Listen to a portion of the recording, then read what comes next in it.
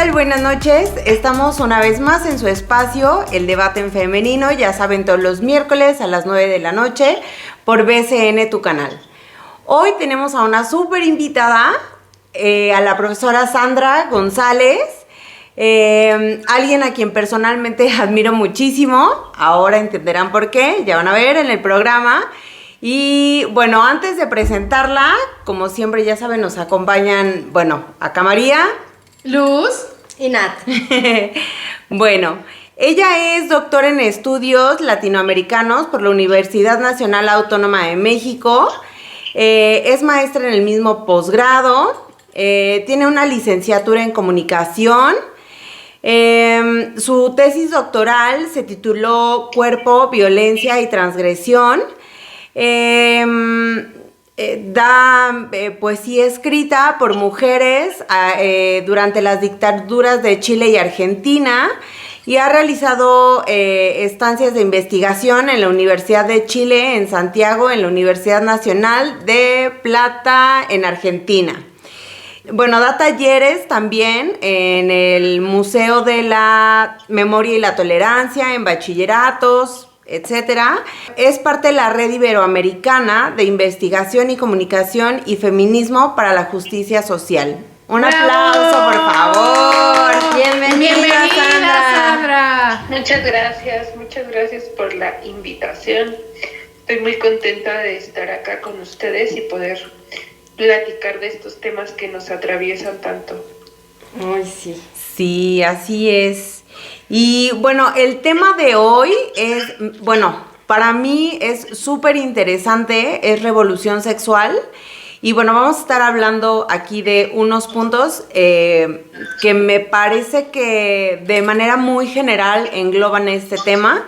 Y le voy a pedir a Luz, por favor, que nos cuente cuál es el primer punto para que Sandra nos pueda explicar ampliamente, de la manera tan bonita que ella tiene, cómo es que este tema nos atraviesa. Justo, creo que el programa de hoy es muy importante para todas nosotras, porque en esta idea de cómo nos concebimos como mujer, cuál es el concepto de mujer, la sexualidad y la reproducción, son conceptos que han estado tremendamente vinculados y que parecen hasta a veces sinónimos, y a veces no necesariamente, o sea, tienen su propio proceso. Y Sandra, a nosotros nos gustaría mucho que pudieras darnos como en este primer concepto o en este primer punto, una diferenciación entre sexualidad y reproducción, porque pareciera que es igual, pareciera que para las escuelas claro, es lo mismo, y no es así. ¿O tú qué opinas? Bueno, en realidad sí, el tema de la sexualidad es un tema mucho más amplio del que incluso pensamos, ¿no? Del que comúnmente vemos en las escuelas o incluso vemos en algunas campañas. A veces parece que la sexualidad se reduce a la reproducción, hablando de tener hijos, hijas, hijes, pero también a veces parece que la sexualidad se reduce únicamente a hablar de relaciones sexuales. Y en realidad, pues cuando hablamos de sexualidad humana, estamos hablando de un concepto que abarca desde nuestra identidad de género, nuestra orientación sexual, que abarca pensar a nuestros cuerpos como sistemas muy complejos, biológicos, psíquicos, psicológicos, por supuesto afectivos, históricos, porque los cuerpos también cargan la historia. Entonces, en realidad la sexualidad humana implica hablar incluso de derechos sexuales, ¿no? El derecho a la identidad de género, el derecho al bienestar, por supuesto, el derecho a la salud sexual. Entonces, implica un aspecto mucho más amplio que hablar únicamente de relaciones sexuales y hablar únicamente de reproducción. Pero lo que ha pasado con el tema de la sexualidad es lo que varias autoras feministas han trabajado y han investigado, que es primero una reducción del concepto de sexualidad a la reproducción, pero que no es una reducción como al azar o inocente, sino que también implica una serie de control y disciplinamiento, particularmente sobre la sexualidad de las mujeres. y que se remonta a la historia de la famosa cacería de brujas en Europa y que después vino a lo que hoy conocemos como América Latina y que durante mucho tiempo la tuvimos como es una cacería de brujas, pero que hoy sabemos que fue el primer gran femigenocidio de mujeres, donde entre las principales mujeres que eran acusadas de ser brujas estaban campesinas, defensoras de la tierra y mujeres que sabían mucho sobre sexualidad y sobre sus cuerpos, claro, y sabían sobre test para abortar y sabían sobre cómo traer bebés al mundo, en fin, ¿no? O sea, mujeres que sabían sobre sus propios cuerpos y que conocían sobre sus propios cuerpos y que también fueron mandadas por eso a las hogueras, y todo eso pasó a manos de la administración de los estrados, de los hombres, ¿no? No es al azar que la ginecología durante mucho tiempo fue un campo donde los expertos eran hombres, los expertos en los cuerpos denominados de mujeres eran hombres. Entonces fue como un saber arrebatado, una administración sobre la sexualidad para el control y disciplinamiento del cuerpo, especialmente del cuerpo de las mujeres. Reducir al máximo la sexualidad por placer, reducir al máximo los conocimientos sobre el cuerpo de las mujeres, centrarnos en una sexualidad que llamamos falocéntrica, ¿no? Centrada en el placer masculino. Exacto. Y por supuesto centrada en el mandato de la reproducción en el caso de las mujeres, y que eso nos dejó despojadas de algo fundamental, que es el conocimiento sobre nuestros propios cuerpos. Híjole, qué fuerte, porque ya creo que ¿se acuerdan que en el programa justo de las brujas lo tocamos, ¿no? Y decíamos que como todos esos saberes y todos esos conocimientos nos los arrebataron, y no solo los arrebataron, sino que nos quemaron y nos callaron para que hoy fuéramos lo que quisieran que fuéramos, ¿no? O sea, mujeres calladitas, mujeres para reproducir, o sea, las mujeres están para tener hijos, cuidarlos, estar en su casa. Y todo lo que ya sabíamos, pues, ¿qué onda, no? O sea, la onda de curanderas y todo ese rollo. Es la mujer al servicio del hombre. Claro. Exacto. No la coexistencia de los dos seres, ¿sabes? Claro. Y es sumamente profundo lo que acabas de mostrarnos, porque creo que el que todos allá del otro lado de la pantalla lo escuchemos de una manera tan estructurada, Ajá. nos caen muchos veintes. O sea, no sé si te cae. A mí ahorita yo así de ¡fum, fum, fum! O sea, y claro que lo dimensiono. O sea, como feministas, por supuesto que indagamos. Y ¿sabes qué? Es que hay tantos contextos dentro del feminismo que a veces nos concentramos en uno solo. Bueno, yo me concentro mucho en los derechos de maternidad. Y yo te voy a decir, tú lo personal, yo voy a decir la burra al trigo, ¿no? Pero yo defiendo mucho la maternidad cuando ya la tienes y es probable que después te la roben. Y es un fenómeno que había pasado durante siglos, pero que nadie lo había visto, y que los derechos de maternidad de las mujeres solo se concentraban en el momento de la decisión, si querías ser mamá o no. O sea, si tú buscas y googleas derechos de maternidad, lo que te referencia es el artículo de la Constitución, en donde te dicen que tú tienes derecho a saber cuántos, con quién, el espaciamiento, ¿no? Y si lo quieres tener o no. Pero era obligatorio antes, o sea, no era como de, si tú decides como ahorita de, yo no quiero ser madre y no pasa nada, o sea, no es nada raro, no es nada guau, ni diferente a lo de los demás. Ahora tenemos el derecho a decidir ser o no ser. Y en ese momento era de, estás para procrear, o sea, y si no me vas a dar hijos, ¿para qué te quiero? Y era una causal de divorcio, por ejemplo, y de repudio. Entonces, es súper interesante lo que nos abordas, y para mí, por ejemplo, a mí me cayó un 20 grandísimo con la concepción falocéntrica, porque es cierto, o sea, incluso las mujeres aprendemos a explorar nuestra sexualidad en nuestras primeras experiencias sexuales a través de la experiencia de alguien que sabe y que nos dice, sube, baja, haz esto en torno al placer de él. Nosotros no nos apropiamos nuestra sexualidad como primera, o sea, no es idea de ninguna mujer llegar y decir, voy a tener mi primera masturbación para sentir esto y esto y esto, porque tampoco tenemos contexto de eso. Y esto sería una verdadera revolución sexual de las mujeres, en donde podamos tomar y apropiarnos y emancipar nuestro propio placer del frente. Creo yo. Sí, claro.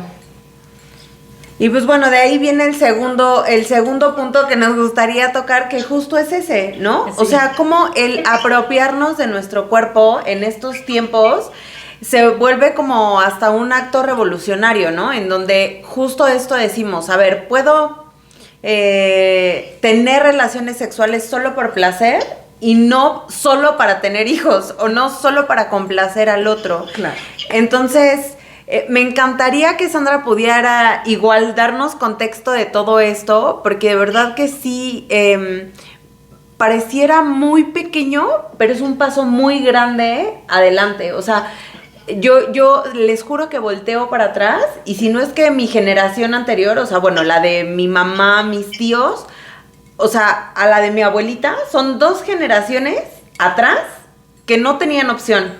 Y yo hoy la tengo y mi hija la va a tener. Entonces, me encantaría que pudieras darnos, pues, más información y más contexto de todo esto que estamos viviendo ahora.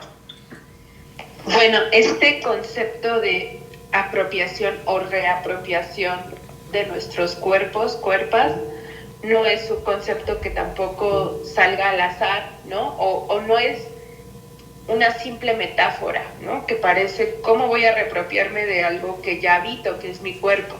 Sino que tiene que ver con uno de los procesos fundamentales de la inauguración de este patriarcado moderno que conocemos, que ha sido como tan hostil para las mujeres, las disidencias sexuales y en general para los cuerpos y los sujetos históricamente vulnerabilizados, y que tiene que ver con un despojo del cuerpo de las mujeres, con una apropiación del cuerpo de las mujeres. Y el tema de la sexualidad es un ejemplo de ello.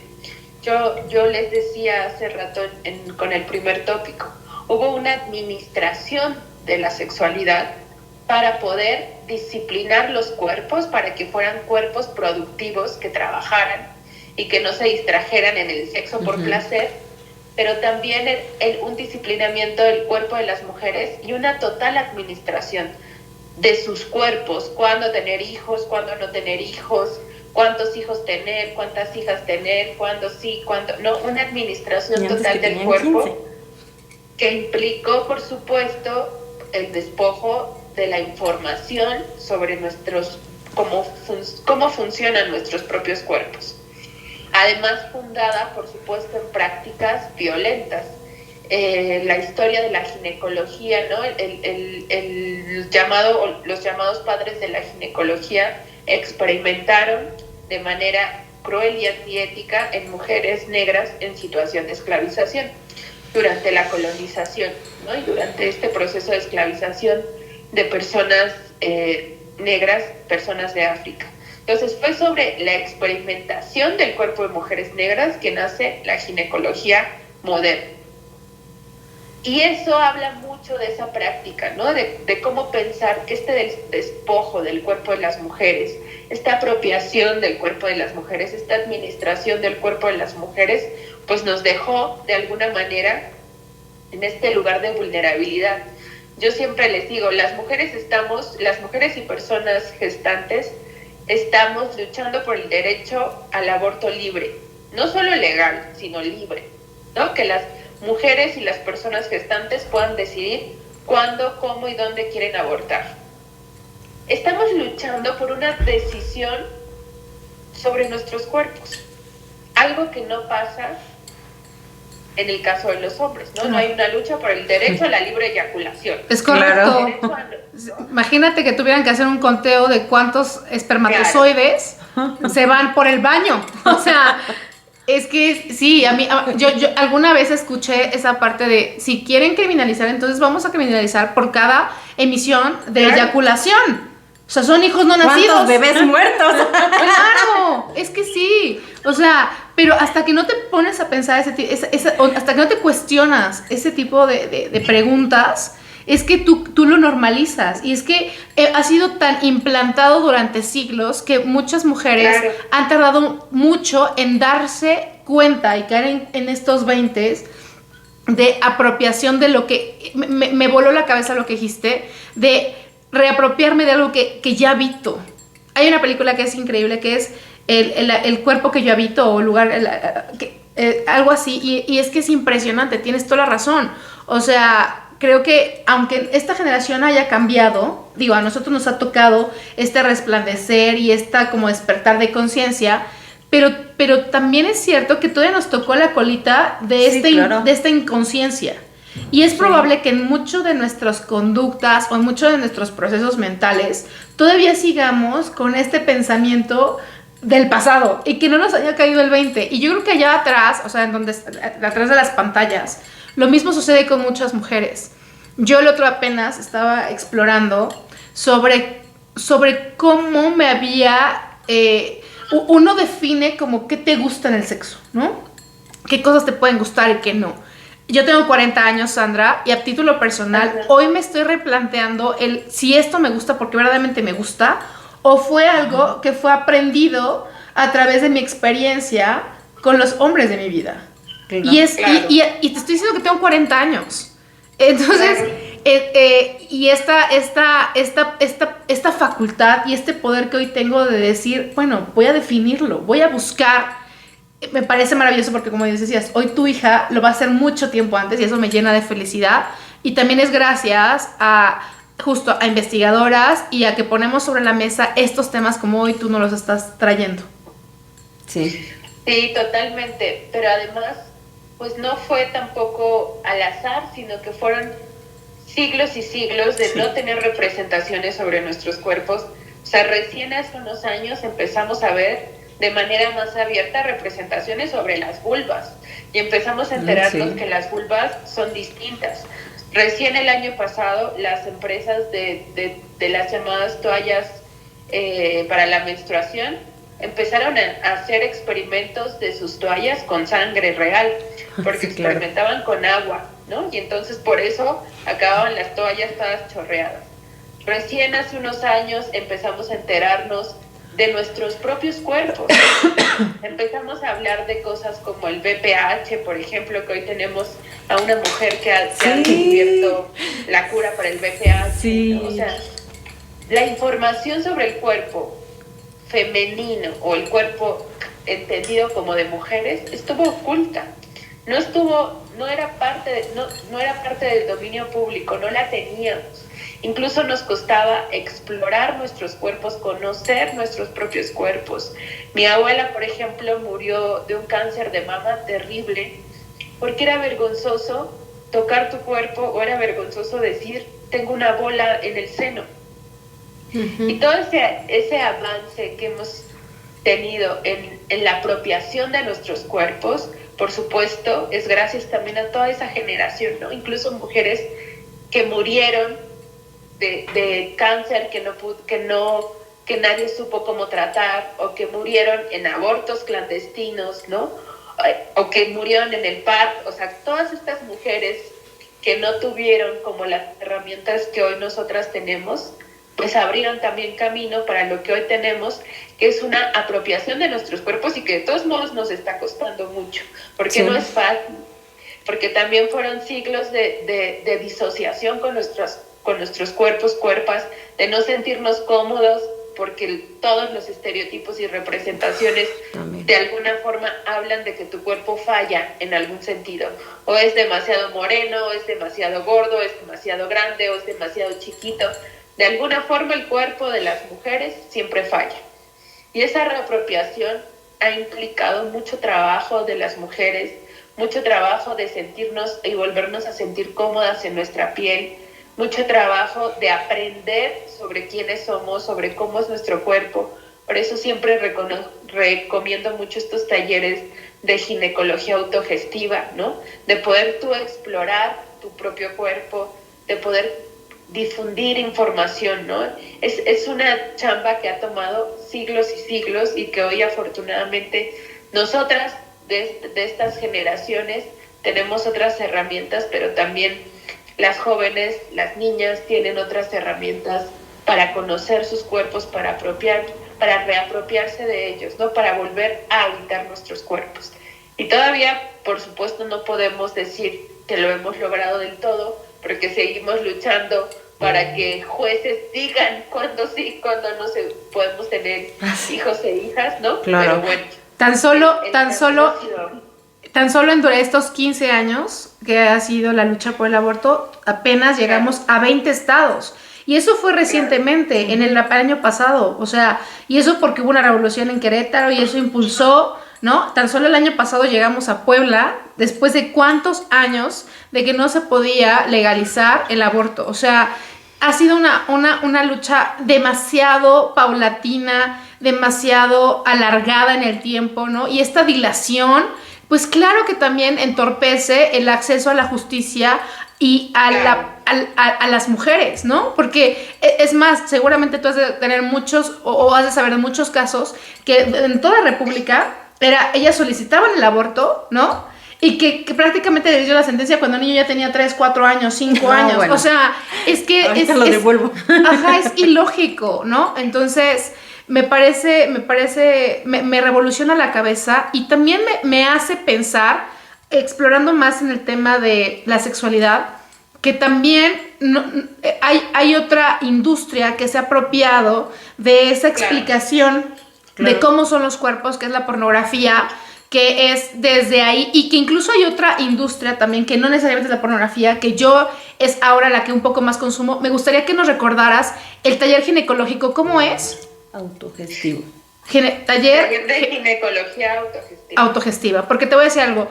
Yo sigo una página que se llama Plátano Melón, que a mí me parece, me vuela la cabeza, porque es una página que vende juegos eróticos para hombres y mujeres. Juguetes sexuales, exactamente. Pero aparte de eso, también se dedica a dar como estos talleres de cómo la mujer puede explorar con su cuerpo a sí misma. Claro. Y eso me parece porque aparte me parece digno. Lo hacen muy digno, lo hacen respetuoso, no con este morbo de como la pornografía, ¿no? Que es muy morbosa. Pero desde ahí, para mí es la primera industria que ha mostrado una pauta de cómo tu mujer te puedes apropiar de tu propio placer. Y eso sí es revolucionario. Ahí nos lleva al tercer punto que queremos tocar sobre el derecho al gozo y al placer.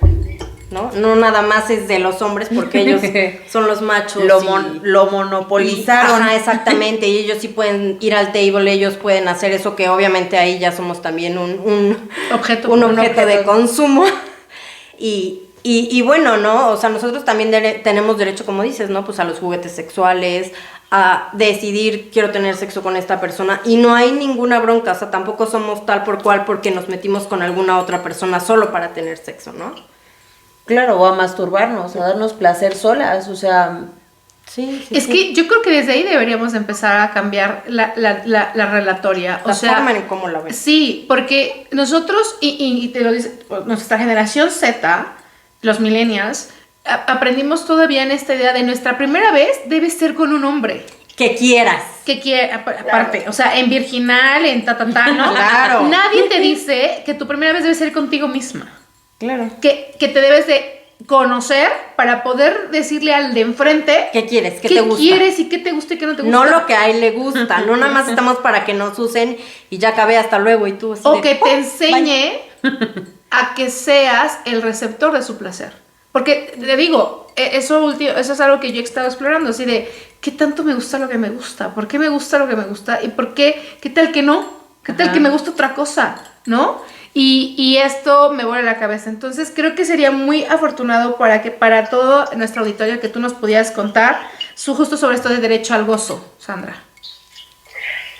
Sí, creo que justo en esta línea que estamos como platicando de cómo se construye cómo se despoja el cuerpo de las mujeres y se construye esta sexualidad, además heteronormada, por supuesto, desde el mandato de la heterosexualidad, porque nuestra primera vez no solo puede ser con nosotras mismas, sino también no necesariamente heterosexual, ¿no? Hay muchos estudios que hablan justamente de que de verdad el 80% de las personas tienen experiencias no heterosexuales. Claro. Porque en realidad nuestra sexualidad es dinámica y es diversa, ¿no? Quizá tienes cierta tendencia, no sé, heterosexual durante 10 años y en algún punto ya no, porque en realidad la sexualidad humana es dinámica y en realidad la verdadera normativa, si es que existe una normativa sobre la sexualidad humana, es que es diversa y que cambia con los años, ¿no? Muchas personas que han investigado sobre el tema descubren eso, que el 80% de las personas en algún momento tienen una experiencia no heterosexual, aunque no se denominen como no heterosexuales, ¿no? Entonces eso también es importante. Y por otro lado, pues en esta construcción heteronormada y falocéntrica, por supuesto que la pornografía juega un papel fundamental durante mucho tiempo para contribuir a la objetualización de las mujeres y a construir esta idea del sexo falocéntrico que termina cuando el hombre eyacula, ¿no? Y que ahí termina el sexo, claro. Y que todo lo que tiene que ver con sexo, con relaciones sexuales, es penetración. Y por supuesto es un tipo de pornografía que es económicamente beneficiosa para ciertos sectores, igual que la trata de mujeres con fines de explotación sexual, ¿no? Igual que muchas otras prácticas que tienen por objeto en realidad objetualizar a las mujeres, y que además se maneja bajo esta doble moral, porque por un lado tenemos esta pornografía clásica, heteronormada, patriarcal, y por el otro lado, si hay una mujer amamantando en público, es súper atacada, cómo va a enseñar los senos en público, etcétera, etcétera, ¿no? Muchas de las prácticas donde las mujeres muestran apropiación sobre sus cuerpos y sobre su sexualidad son castigadas socialmente. Y por supuesto que las mujeres, eso es algo que también lleva muchos años de lucha de mujeres feministas y de personas de la disidencia sexual, ¿no? Que es el derecho al gozo y al placer con condiciones dignas, porque para el gozo y el placer también necesitamos que nos garanticen condiciones dignas, ¿no? Que tengamos información sobre, no métodos anticonceptivos, porque hasta las nomenclaturas hay que cambiarlas, sino sobre métodos que nos ayuden a gozar de manera segura, por ejemplo. Claro. Las condiciones dignas para el derecho al gozo también incluyen tener información, ¿no? Tener acceso a la información sobre métodos, formas de cuidarnos y cuidar a la otra persona. Por supuesto implica hablar de consentimiento informado y de muchas otras cosas que hoy están sobre la mesa. Y por supuesto que las mujeres y las disidencias tenemos derecho a gozar, y a que ese goce no gire en torno necesariamente a los hombres y no gire en torno al placer masculino, que por cierto, también los hombres han estado súper limitados en el conocimiento del placer, ¿no? Porque hay este mandato de los hombres lo único que tienen que hacer es penetrar y eyacular, y de pronto no se dan por explorar otras partes de sus cuerpos. Está comprobado que el ano tiene muchas terminaciones nerviosas y probablemente es el punto G de los hombres. Sí. Incluyendo a los hombres heterosexuales, ¿no? Claro. Pero ahí está este estigma de que la penetración es solo de las mujeres. Las mujeres son las únicas penetrables, los cuerpos femeninos son penetrables, y pues cómo vamos a explorar esas otras partes, ¿no? O que la masculinidad solo depende si cuidan integralmente de su ano, porque sí, claro. O sea, los hombres tienen esto. Yo alguna vez leí un estudio que en Europa y en otros países hay un indicador de hombres que sí se animan a tener justo lo que decías, una práctica no heterosexual, ¿no? O sea, y que pueden explorar y que no por eso cambian su definición, pero que están tan abiertos a la exploración que ahí es donde pueden empezar a encontrar gustos diversos, que ellos pueden definir con quién vivirlo. Que claro. Para América Latina la verdad es que es muy segregado esa situación. O sea, un latino a veces es como de no, y yo lo he escuchado, o sea, no, el hoyito se cuida, ¿no? Cosas así de, pero es que sí, pareciera broma, pero lo escuchamos mucho allá afuera. y sin esta capacidad de abrir una perspectiva a la exploración y también a la vulnerabilidad.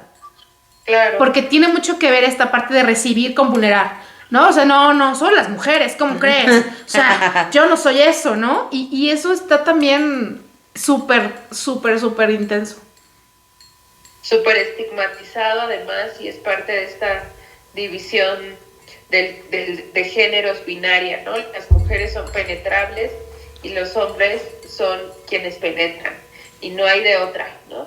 Y las mujeres son pasivas y los hombres, y así estas visiones que han limitado muchísimo el conocimiento sobre los cuerpos, el conocimiento sobre la sexualidad, y por supuesto que ha tenido pues más impacto también en las mujeres, porque como bien decían ustedes, pues en el caso de las mujeres, durante mucho tiempo nos sometimos a una sexualidad exclusivamente para la satisfacción masculina, ¿no?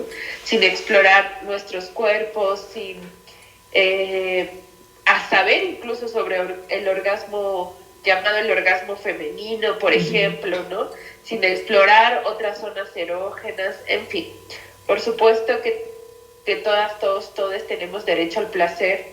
Por supuesto que necesitamos condiciones dignas para que eso se dé, y por supuesto que necesitamos dejar de asociar placer y violencia, ¿no? Que es un constructo además muy masculino, muy de las masculinidades hegemónicas, que tiene que ver con el porno y con otras pedagogías de la crueldad, de pensar que someter, obligar, conquistar, forzar, te da placer.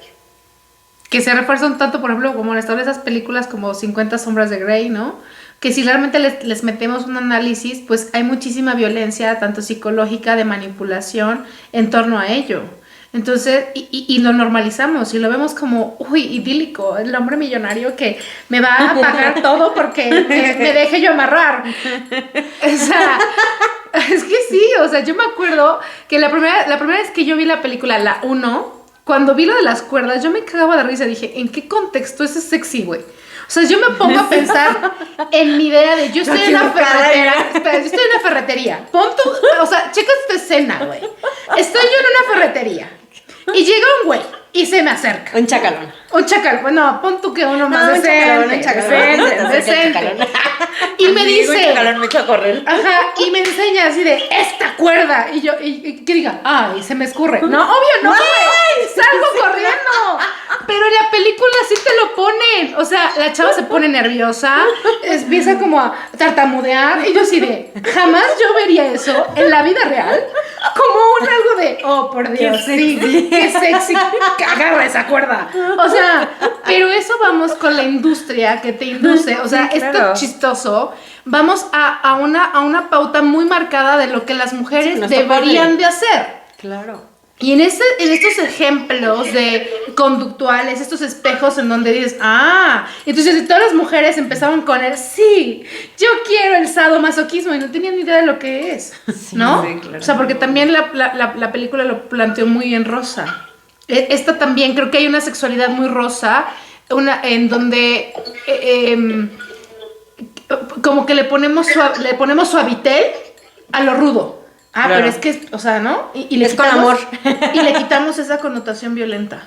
Sí. Bueno, habrá quien sí le entre, habrá quien sí le guste y que sea consensuado y Exacto. que esa práctica sea padre para esa pareja, ¿no? Pero el Puede. consenso debe de estar lleno de conocimiento. O sea, si tu consenso, yo creo, esta es una opinión personal, y tal vez tú me puedas dar un poco más de luz, Sandra. Si tu consenso está sesgado por ignorancia, no es un consenso real. ¿O qué opinas? Claro, o sea, yo no he visto la película, la verdad. Yo tampoco, pero pues... Pero, ¿qué? claro, cuando hablamos de sexualidad y violencia, pues nos referimos como a esas prácticas no consensuadas, ¿no? Por ejemplo, cuando hablamos de la cultura de la violación, ¿no? De esta cuestión de forzar a la otra persona y de que eso parezca algo sexy, ¿no? Estar forzando, estar insistiendo, el acoso, el hostigamiento.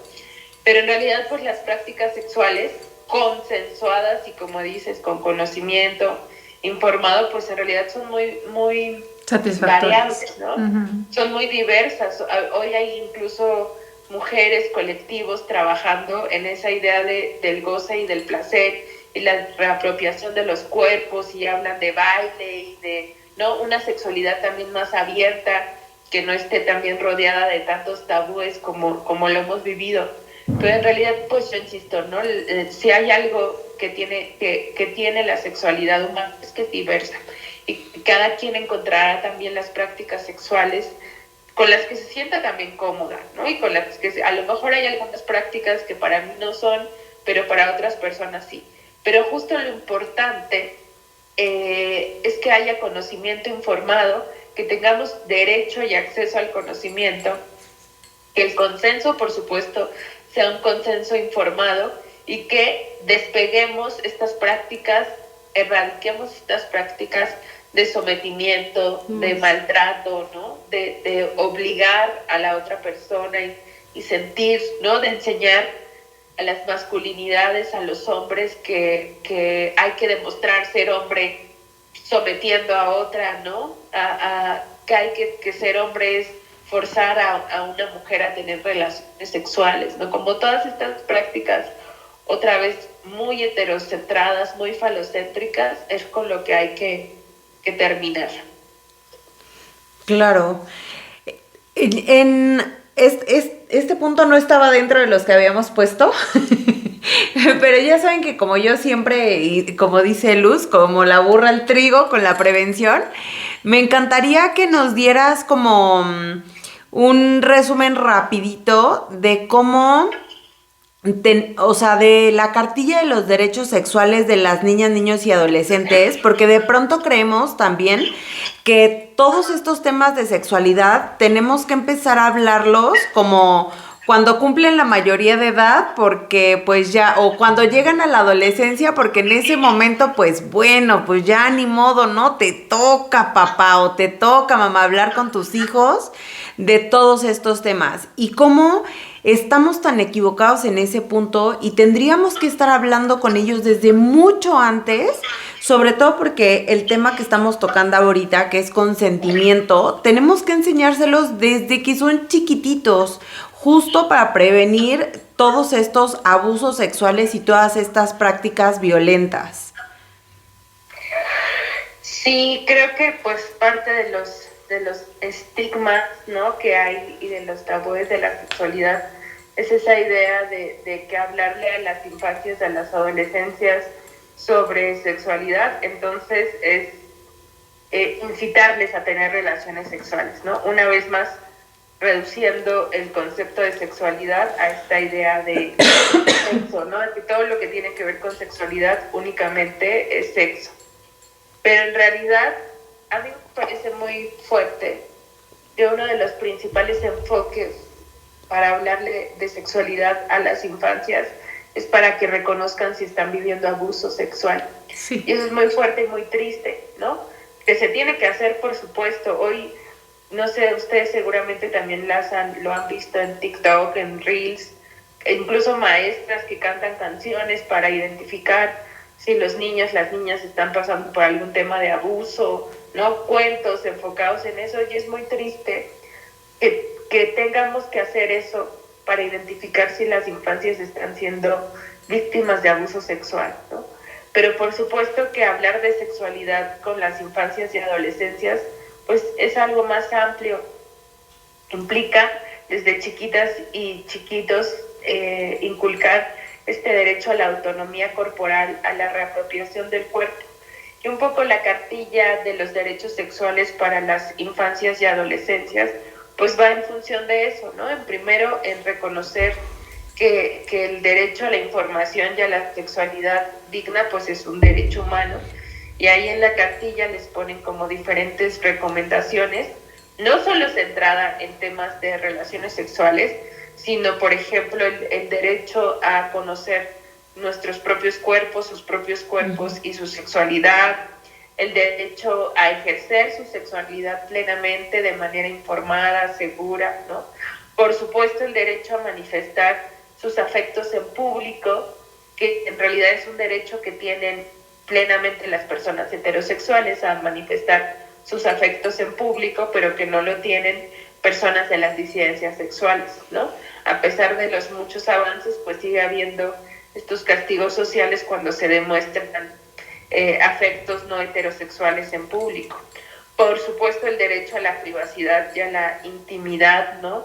El derecho a la vida, a la integridad física, psicológica, por supuesto el derecho a decidir si las personas quieren ser padres, madres, etcétera, etcétera, ¿no? El derecho a la igualdad, el derecho a vivir libres de discriminación, el derecho a la identidad de género, por supuesto, el derecho a los servicios de salud, en fin, es una cartilla que resume de manera muy puntual como algunos de los puntos fundamentales cuando hablamos de derechos a la sexualidad de jóvenes, de adolescencias, jóvenes e infancias, y por supuesto que implica mucho más que el tema de las relaciones sexuales. Y pues la información es muy importante. Hablarle a nuestras infancias, a las adolescencias y a los jóvenes de sexualidad no implica incitar a nada, ¿no? Hay estos temores de, es que si hablamos de disidencias sexuales con las infancias y entonces se van a volver gays por hablar de personas gays, ¿no? Entonces hay que romper con esos tabúes y reconocer que de verdad la información es muy valiosa. Por eso le estamos hablando a nuestras infancias de abuso sexual, para que ellos y ellas puedan identificar, no puedan hablar de eso, puedan identificar si están siendo víctimas.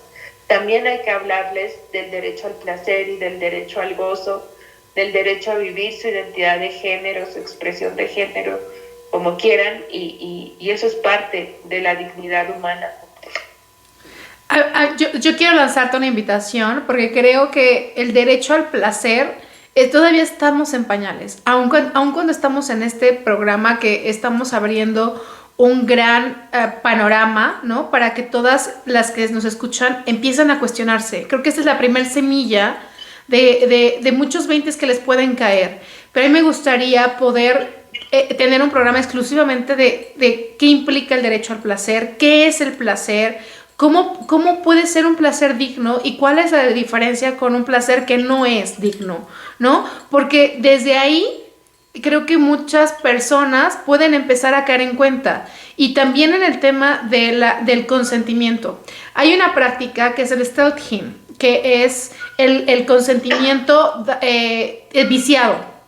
Es cuando tú tienes una relación sexual y llegaron al acuerdo, obviamente hay un consenso previo, un consenso en primer tiempo, en donde vas a tener una relación sexual con X persona, y al momento de estar ya en la relación íntima, el consenso era con preservativo, y en algún momento se lo quitan y es un tipo de violencia sexual, ¿no? Porque ya tú ya estás en otro momento, o sea, ya estás volando, y que muchas personas se retiran del preservativo con la finalidad de contagiarte de alguna enfermedad venérea o con la finalidad de simplemente él explorar su placer por encima del tuyo, ¿no? O sea, ya en el mejor de los casos.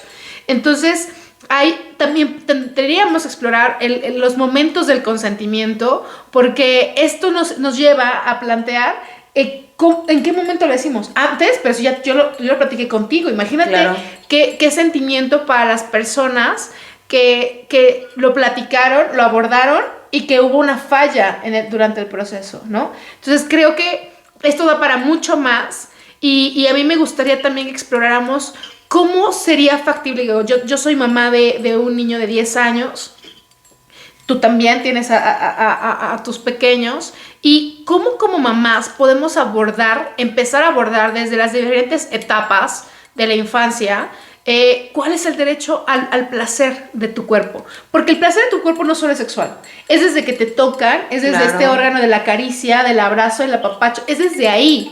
Y cómo igual podríamos tener un programa especial para empezar a abordar eso como mamás. Y justo eso, evitar tener que llegar a una indagación o a indagar de ya que tienes una violencia sexual a, oye, esto es lo sano, esto no es sano, y entonces en lugar de estar en remediación del problema, estamos previniéndolo. Claro.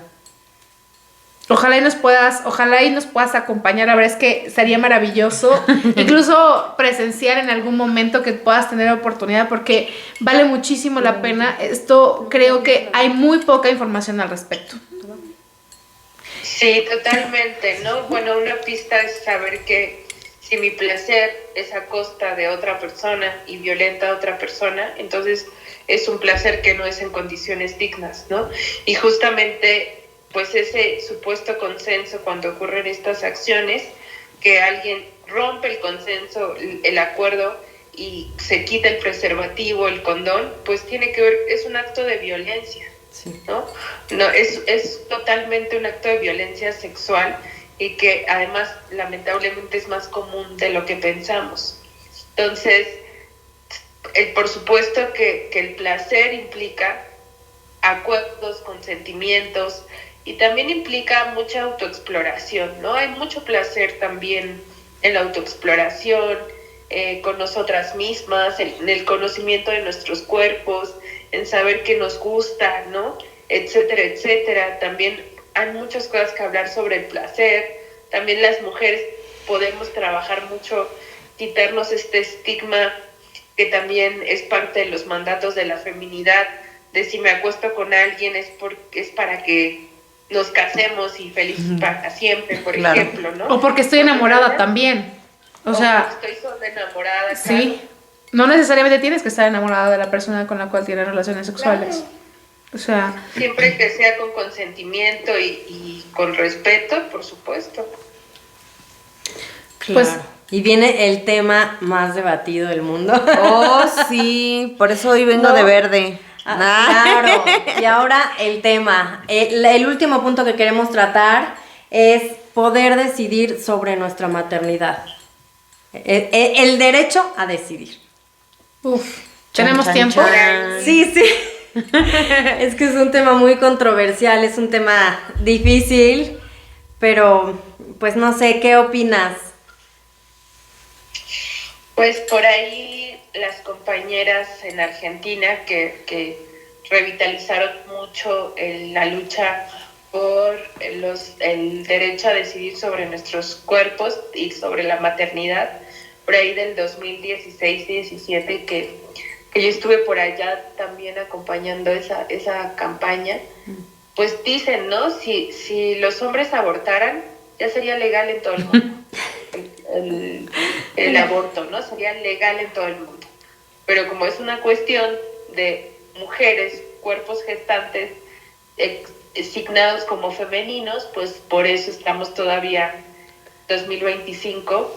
No solo seguimos en la lucha por la legalización del aborto, sino que también estamos experimentando un retroceso muy fuerte.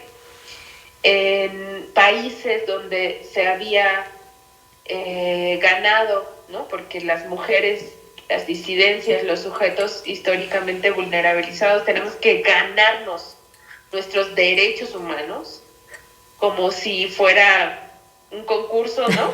Sí, no, qué horror. Como si te portas bien.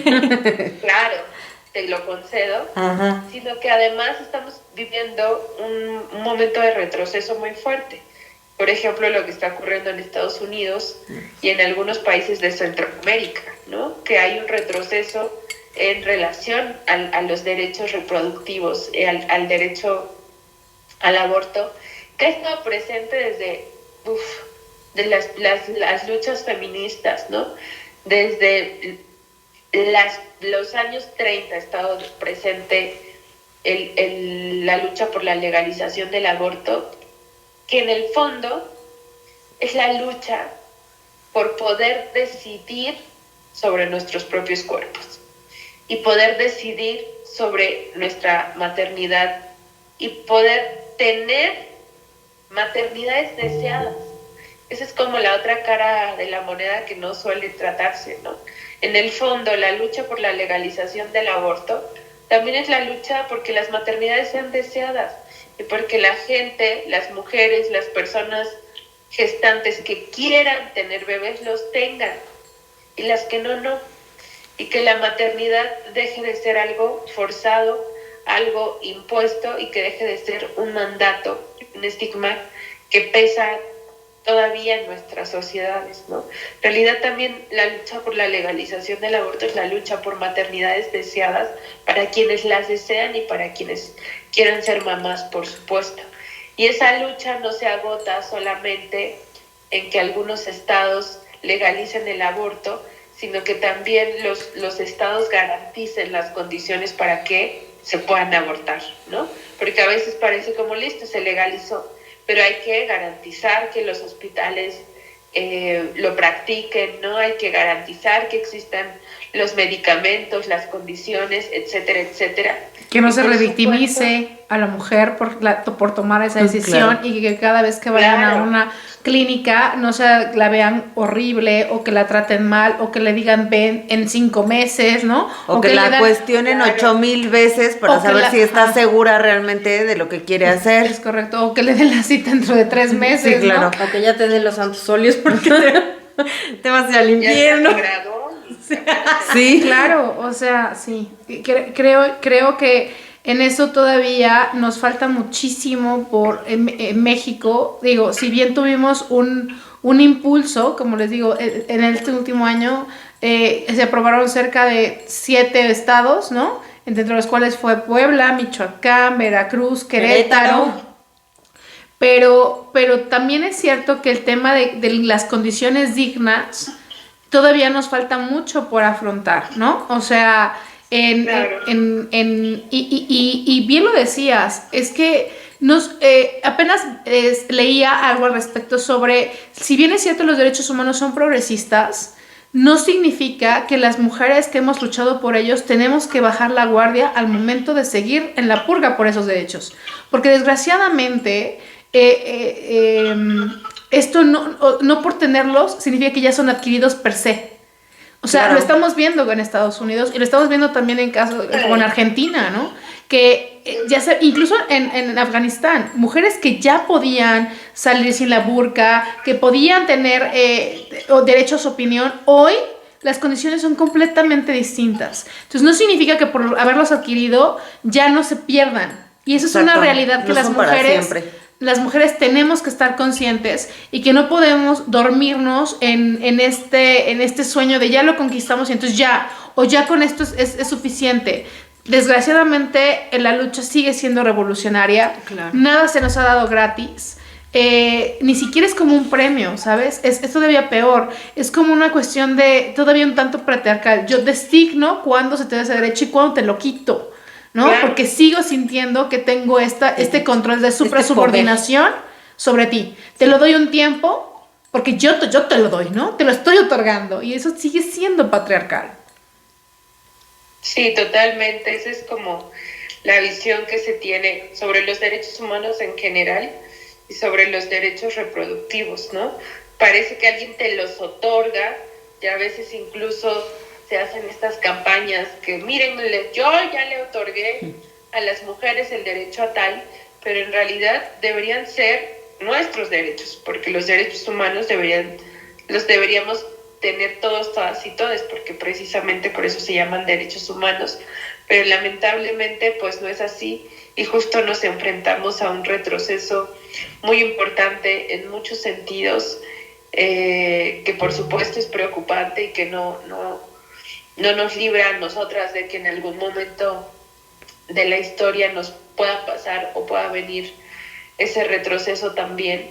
Pero pues eso es importante reconocer, que también yo soy alguien que pugna mucho, no solo por el derecho, no solo por la legalización del aborto, sino por el aborto libre, y que las mujeres puedan decidir cuándo, cómo y dónde quieren abortar, claro. ¿No? Porque el aborto se saque de los códigos, porque deje de ser algo que está en manos de la administración de hombres o de la administración de los estados, porque en realidad debería estar en nuestras manos, no debería estar en manos de alguien más, ¿no? Y además, por supuesto, terminar con estas campañas de terror que dicen que si se legaliza el aborto, entonces todas van a estar abortando todos los días, a todas horas, ¿no?